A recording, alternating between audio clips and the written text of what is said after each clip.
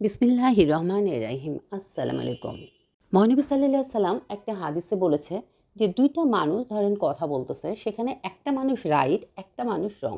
অর্থাৎ একটা মানুষ জানে যে ২ + ২ ৪ হয়। আরেকটা মানুষ জেদাজেদি করে বলে না ২ + ২ ৫ হয়।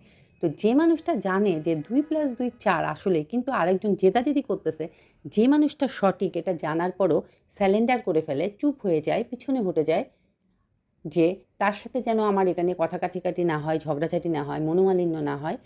এই কারণে সে যখন চুপ করে যায়, তো বলা হয়েছে সেই মানুষের জন্য জান্নাতে নাকি একটা ঘর দেওয়া হয়।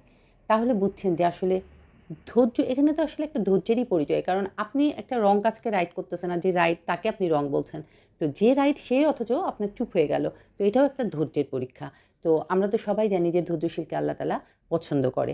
তবে এর মানেও এই না যে সবসময় আপনাকে মানুষে হয়তো ভুল প্রমাণ করলো আর আপনি সঠিক হয়েও আপনি সেটা করলেন না।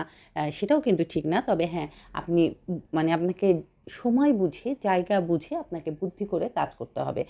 যে জায়গায় আপনার কথা বাড়ালেই বাড়বে সেখানে কথাটা না বলাই ভালো।